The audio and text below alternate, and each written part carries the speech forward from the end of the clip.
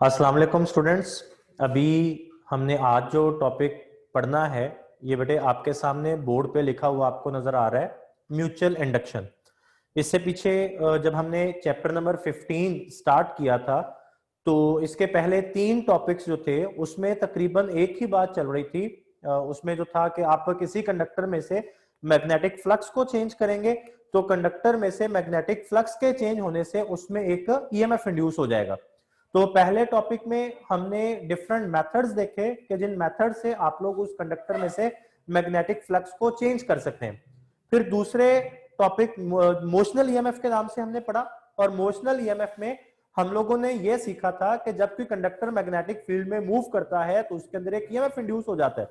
और आपने बेटे देखा था कि मोशनल ईएमएफ का फॉर्मूला जब आपने ड्राइव किया तो उसके साथ एक नेगेटिव साइन आ रहा था, epsilon is equal to minus VBL sine of theta हमारे पास मोशनल ईएमएफ का फॉर्मूला आया। फिर इसके बाद तीसरा टॉपिक आप लोगों ने पढ़ा जी फैराडेज लॉ का, और इसमें आपने कहा था कि जब किसी कंडक्टर में से मैग्नेटिक फ्लक्स चेंज होता है, जब किसी कंडक्टर में से मैग्नेटिक फ्लक्स चेंज होता है तो उस कंडक्टर के अंदर एक ईएमएफ इंड्यूस हो जाता है, और वो इंड्यूस्ड ईएमएफ की जो वैल्यू है उसका जो मैग्नीट्यूड है that depends upon the time rate of change of flux through the conductor. अब कंडक्टर में से जितनी तेजी से फ्लक्स चेंज होगा, कंडक्टर में से जितनी तेजी से फ्लक्स चेंज होगा उस कंडक्टर के अंदर उतना ही ज्यादा ईएमएफ इंड्यूस हो रहा होगा, और उस कंडक्टर में से जितना स्लो फ्लक्स चेंज होगा उतना ही कम उसमें ईएमएफ इंड्यूस होगा। और आपने ये भी देखा था बेटे कि जो फैराडेज लॉ था उसमें जब हमने फॉर्मूला ड्राइव किया था तो उसके अंदर भी एक नेगेटिव साइन आ रहा था।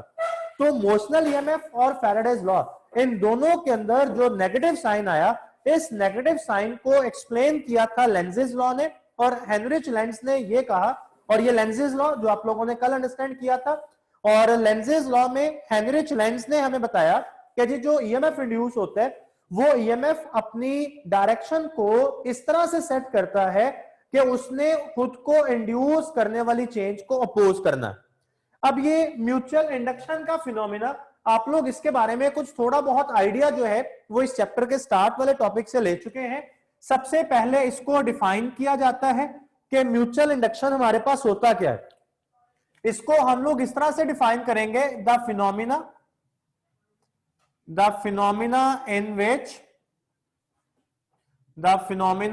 in which are changing current in one coil, in which are changing current in one coil induces an EMF in another coil। एक ऐसा फिनोमिना जिसमें आप किसी एक कॉइल में से करंट को चेंज करें, एक ऐसा फिनोमिना जिसमें आप किसी एक कॉइल में से करंट को चेंज करें और किसी दूसरे कॉइल के अंदर ईएमएफ इंड्यूस हो जाए। यानी आपने करंट को एक कॉइल में से चेंज करना है और जो ईएमएफ इंड्यूस होना है वो किसी दूसरे कॉइल में जाके इंड्यूस होना है, तो इस फिनोमिना को हम लोग नाम देंगे म्यूचुअल इंडक्शन का। अब इसकी एक्सप्लेनेशन जब हम लोगों ने देखनी है बेटे, तो हमने सबसे पहले कहना है कि let us consider two coils placed close to each other. सबसे पहले जी हमने यहां पे सपोज करना है कि हमारे पास दो कॉइल्स हैं, इनमें से ये एक जो कॉइल है ये इस तरह से मैं बना रहा हूं, और ये जो कॉइल है it is attached through a switch. एक स्विच के थ्रू आप इसको एक बैटरी और एक रियोस्टेट के साथ अटैच कर देंगे इस तरह से, ठीक है। ये बैटरी आपने लगा दी और ये स्विच है, और दूसरी कॉइल जो इसके करीब पड़ी हुई होगी, दूसरी कॉइल बच्चों जो इसके करीब पड़ी हुई होगी, इसको आपने अटैच कर देना है एक सेंसिटिव गैल्वानोमीटर के साथ। ये जी इसको आपने एक सेंसिटिव गैल्वानोमीटर के साथ लगा दिया। आपने ये कहा कि जी let us consider two coils placed close to each other, the coil which is attached with a switch, battery and a rheostat is called primary coil। ये वाली बच्चों जो कॉइल है जिसे आपने अटैच किया है किसके साथ, बैटरी के साथ, मतलब जिसमें से आप खुद से करंट को पास करवाएंगे, ये हमारे पास कहलाएगी प्राइमरी कॉइल। और ये जो कॉइल है which is connected with a sensitive galvanometer is called secondary coil. इस कॉइल को हम लोग नाम देंगे किसका? सेकेंडरी कॉइल का।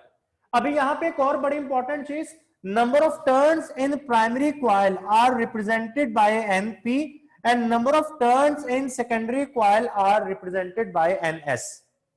अच्छा, यहां पे ना इन दोनों कॉइल्स की दो प्रॉपर्टीज लिखी जाती हैं कि दोनों जो कॉइल्स होती हैं they are electrically isolated, they are electrically isolated. Electrically isolated होने का मतलब यह है कि दोनों कॉइल्स के दरमियान कोई इलेक्ट्रिकल कनेक्शन नहीं है।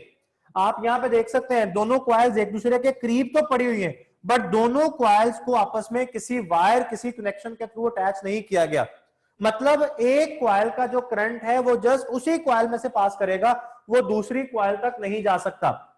अब ये दोनों कॉइल्स आपने कहा जी इलेक्ट्रिकली इंसुलेटेड या isolated but magnetically coupled. Magnetically coupled का मतलब यह बनता है कि दोनों कॉइल्स का आपस में मैग्नेटिक फील्ड के थ्रू, मैग्नेटिक फ्लक्स के थ्रू ताल्लुक बन रहा होगा। तो यहां पे देखें, बड़ी ऑब्वियस सी बात है, जैसे आप इस स्विच एस को ऑन करेंगे, जैसे ही बच्चों आप क्या करेंगे, इस स्विच एस को ऑन करेंगे ना, तो ये जो प्राइमरी कॉइल है इसमें से करंट फ्लो करने लगेगा, और ये जो करंट होगा जी ये इस डायरेक्शन में फ्लो कर रहा होगा, इस तरह से करंट इसमें से घूम के आ रहा होगा और इधर से करंट डाउनवर्ड डायरेक्शन में आएगा। ठीक है, तो क्योंकि इधर पॉजिटिव टर्मिनल है, इधर से करंट ऊपर जा रहा है और ये इस तरह से घूम के आ रहा है, तो ये इस कॉइल में से करंट फ्लो करेगा। अब बच्चों जब इस कॉइल में से करंट फ्लो करता है तो according to the Ampere's law B is equal to mu naught N I, इस फॉर्मूला के मुताबिक इस कॉइल के गिर्द एक मैग्नेटिक फील्ड प्रोड्यूस होती है। अच्छा, फिर जब ये इस कॉइल की मैग्नेटिक फील्ड प्रोड्यूस होती है तो आप लोग जानते हैं कि ये जो दूसरी कॉइल है, जो सेकेंडरी कॉइल है, ये प्राइमरी कॉइल के करीब पड़ी हुई है। तो प्राइमरी कॉइल की मैग्नेटिक फील्ड सेकेंडरी कॉइल में से पास करना शुरू कर देगी। तो जब प्राइमरी कॉइल की मैग्नेटिक फील्ड सेकेंडरी कॉइल में से पास कर रही है तो इसका मतलब कि both coils are magnetically coupled, के दोनों कॉइल्स जो है ये क्या है? मैग्नेटिकली कपल्ड है और मैग्नेटिक फील्ड के थ्रू आपस में जुड़ी हुई है। बच्चों जब आप स्विच को ऑन करते हैं तो फौरी तौर पर करंट की कांस्टेंट वैल्यू इसमें से फ्लो करेगी। तो अब ये करंट जितनी भी मैग्नेटिक फील्ड प्रोड्यूस करेगा वो इस कॉइल में से पास करेगी। तो पहले अगर करंट कांस्टेंट हो गया तो मैग्नेटिक फील्ड भी कांस्टेंट हो जाएगी। तो फिर जब इस कॉइल में से कांस्टेंट फील्ड पास करेगी तो मतलब इसमें से फ्लक्स चेंज नहीं हो रहा, इसमें से फ्लक्स कांस्टेंट है, तो इस कॉइल के अंदर कोई ईएमएफ इंड्यूस नहीं होगा। अब बच्चों जब इस कॉइल के अंदर कोई ईएमएफ इंड्यूस नहीं हो रहा तो गैल्वानोमीटर हमें कोई डिफ्लेक्शन शो नहीं करेगा। लेकिन जब आप ये रियोस्टेट का जो स्लाइडर है, ये जो स्लाइडर है सी, जैसे ही आप इसको स्लाइड करवाएंगे, जब आप इसको मूव करवा रहे होंगे तो इस सर्किट की रेजिस्टेंस चेंज होना शुरू हो जाएगी। और बच्चों जब इस सर्किट की रेजिस्टेंस चेंज होगी ना तो इस सर्किट का करंट चेंज होना शुरू हो जाएगा। अब जैसे जैसे इस कॉइल का करंट चेंज हो रहा होगा तो इस रिलेशन के मुताबिक इस कॉइल की मैग्नेटिक फील्ड चेंज होना शुरू हो जाएगी। तो जब इस कॉइल की मैग्नेटिक फील्ड चेंज हो रही है तो ये चेंजिंग मैग्नेटिक फील्ड जब इस सेकेंडरी कॉइल में से पास करेगी तो according to the Faraday's law इस कॉइल में एक ईएमएफ इंड्यूस होगा। तो अभी इस कॉइल के ऊपर जब आप लोग फैराडेज लॉ अप्लाई करेंगे तो आप यहां पे लिखेंगे applying Faraday's law, applying Faraday's law on secondary coil, applying Faraday's law on secondary coil. तो ये फिर बच्चों मेरे पास क्या आ रहा होगा जी, epsilon S is equal to minus N S delta phi S over delta T. अब इसमें अगर आप नोट करें ना तो ये एप्सिलॉन एस इसका मतलब है कि वो ईएमएफ जो कि सेकेंडरी कॉइल में क्या हो रहा है? इंड्यूस हो रहा है। और इधर ये negative sign according to the Lenz's law आ रहा है, और एनएस का मतलब है number of turns in the secondary coil, और डेल्टा फाई एस ये वो change in magnetic flux through the secondary coil. ये सेकेंडरी कॉइल में से जो मैग्नेटिक फ्लक्स चेंज हो रहा है उसको मैंने रिप्रेजेंट कर दिया जी डेल्टा फाई एस के साथ, और ये डेल्टा टी ये वो टाइम है जिस टाइम में ये फ्लक्स क्या हो रहा है? चेंज हो रहा है।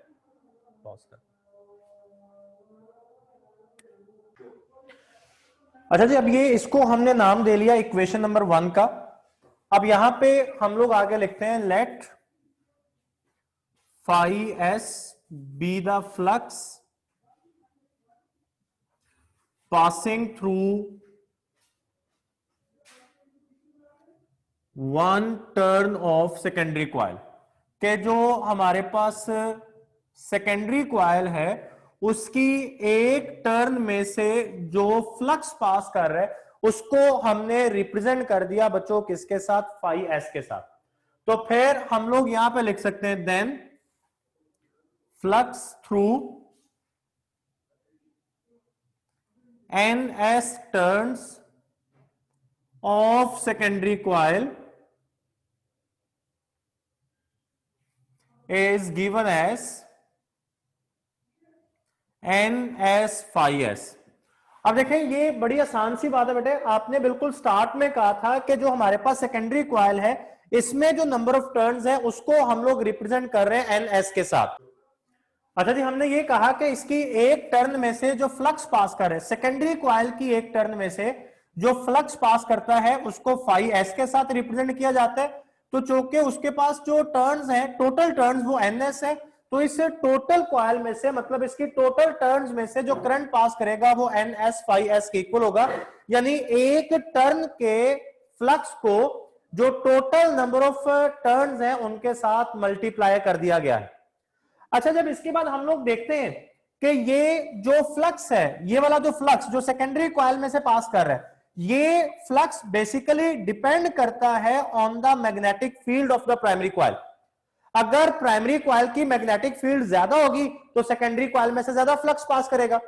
अगर प्राइमरी कॉइल की मैग्नेटिक फील्ड कम होगी तो सेकेंडरी कॉइल में से कम करंट पास करेगा। और फिर ये मैंने आपके सामने लिखा हुआ बच्चों कि जो प्राइमरी कॉइल है उसकी मैग्नेटिक फील्ड डिपेंड करती है करंट के ऊपर जो प्राइमरी कॉइल में से पास कर रहा होता है, और वो करंट जो प्राइमरी करंट में से पास कर रहा होता है that is represented by IP. तो इनडायरेक्टली मैं लिख सकता हूं कि सेकेंडरी कॉइल में से जो फ्लक्स पास कर रहा होता है that is directly proportional to the current passing through the primary coil. तो एनएस फाई एस ये सेकेंडरी कॉइल में से पास करने वाला फ्लक्स है और आईपी प्राइमरी कॉइल का करंट। अब आप लोगों को बच्चों पता है कि ये जो डायरेक्टली प्रोपोर्शनल का साइन है, हमें इसको जब इक्वल के साइन में कन्वर्ट करना है तो फिर हम लोग यहां पे एक कांस्टेंट ऑफ प्रोपोर्शनैलिटी पुट करेंगे। तो ये कांस्टेंट ऑफ प्रोपोर्शनैलिटी जो मैं यहां पे पुट करता हूं ये कैपिटल एम है, जिसको हम लोग नाम देते हैं म्यूचुअल इंडक्टेंस ऑफ कॉइल्स का, म्यूचुअल इंडक्टेंस, और इसको मैं रिप्रेजेंट करता हूं जी कैपिटल एम के साथ। अभी देखें, इसको आप नाम दे लें इक्वेशन 2 का, तो मैं यहां से लिख सकता हूं मेरे पास ये जो कैपिटल एम है ये इक्वल हो जाएगा N S phi S over I P के। अब हमारी बुक वाले ने ना एक बड़ा इंपॉर्टेंट पैराग्राफ लिखा हुआ है और वो कहता है कि ये mutual inductance of the pair of coils depends upon 4 things. ये जो कॉइल्स की म्यूचुअल इंडक्टेंस होती है ये 4 चीजों पे, 4 फैक्टर्स पे डिपेंड करती है। Number 1, it depends upon the number of turns of the 2 coils. दोनों कॉइल्स के अंदर नंबर ऑफ टर्न्स जितनी ज्यादा होंगी उनकी म्यूचुअल इंडक्टेंस उतनी ज्यादा होगी। Number 2, it depends upon the area of cross section of the 2 coils. आप जितनी बड़ी कॉइल्स लगाएंगे म्यूचुअल इंडक्टेंस उनकी उतनी ज्यादा होगी। Number 3, it depends upon the closeness of the 2 coils. आपने दोनों कॉइल्स को एक दूसरे के जितना करीब करीब रखा होगा उन दोनों कॉइल्स की म्यूचुअल इंडक्टेंस उतनी ही ज्यादा हो जाएगी। And number 4, it depends upon the nature of material, nature of core material of the coils. ये कोर मटेरियल का जिक्र बेटे क्लास में भी हुआ था कि ये वो मटेरियल होता है, ये वो सब्सटेंस होता है जिसके ऊपर आपने कॉइल को वाउंड किया हुआ होता है। तो आप आयरन के ऊपर कॉइल को वाउंड कर रहे हैं, आप स्टील के ऊपर कॉइल को वाउंड कर रहे हैं, या आप एयर कोर कॉइल्स को यूज कर रहे हैं, तो आपने जो मटेरियल यूज किया जिसके ऊपर आपने कॉइल को वाउंड किया है उस मटेरियल की नेचर के ऊपर भी कॉइल्स की जो म्यूचुअल इंडक्टेंस है ये डिपेंड कर रही होगी। अभी देखें जी, ये इक्वेशन 2 आ गई। अभी अगर मैं इक्वेशन 1 को यूज करना चाह रहा हूं फ्रॉम इक्वेशन 1, तो मैं लिख सकता हूं epsilon S is equal to minus delta N S phi S over delta t. ये बेटे जो मेरे पास इक्वेशन 1 थी उसमें जो डेल्टा फाई एस, जो डेल्टा था वो फाई एस के साथ लगा हुआ था, तो मैंने वो डेल्टा को बाहर निकाल लिया और एन एस को फाई एस के साथ मल्टीप्लाई कर दिया। और फिर जब मैंने ns को phi s के साथ मल्टीप्लाई कर दिया तो अब मैं इक्वेशन 2 से इसकी वैल्यू पुट करूंगा। तो फ्रॉम इक्वेशन 2, जब मैं इक्वेशन 2 से वैल्यू पुट करूंगा तो मेरे पास क्या बनेगा जी, एप्सिलॉन s, ये मेरे पास क्या बनेगा, ये मेरे पास बनेगा epsilon s is equal to minus delta. देखें इस ns फाई s की जगह पे मैं एम आई पी पुट कर दूंगा तो ये मेरे पास आ जाएगा M I P over delta T.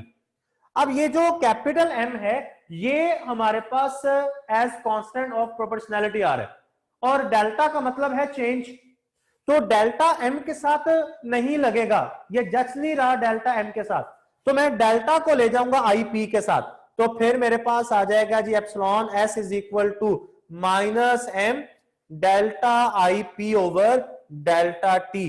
तो ये बच्चों मेरे पास जो ईएमएफ इंड्यूस हो रहा है सेकेंडरी कॉइल में उसका फॉर्मूला बन गया। ये जो नेगेटिव साइन है ये आप देख सकते हैं कि ये एक बार फिर यहां पे according to the Lenz's law आ रहा है, ये हमें बता रहा है कि जी जो ईएमएफ इंड्यूस होगा वो चेंज इन करंट को अपोज करेगा। अभी अगर मैं ये नेगेटिव और एम को इग्नोर कर दूं ना तो मैं लिख सकता हूं epsilon S is directly proportional to delta I P over delta t. और अगर आप यहां पे नेगेटिव साइन भी लगाना चाहें तो आप लगा सकते हैं, इससे कोई फर्क नहीं पड़ेगा। लेकिन यहां से भी मैं इसको डिस्क्राइब कर सकता हूं कि जी जो average induced EMF in the secondary coil is directly proportional to the time rate of change of current in the primary coil। मैं फिर से रिपीट कर रहा हूं, average induced EMF in the secondary coil is directly proportional to the negative of time rate of change of current in the primary coil।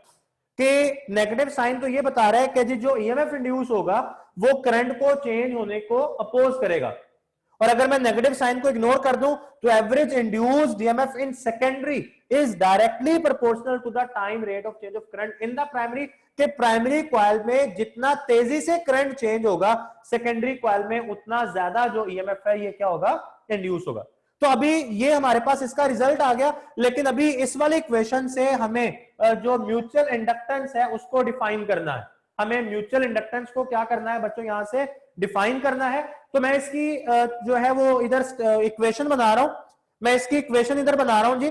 देखें ये बेटे जो हमारे पास इसका फाइनल रिजल्ट निकला ना, ये वाली इक्वेशन, यहां से मैं एम की वैल्यू निकालना चाह रहा हूं या एम को मैं म्यूचुअल इंडक्टेंस को डिफाइन करना चाह रहा हूं।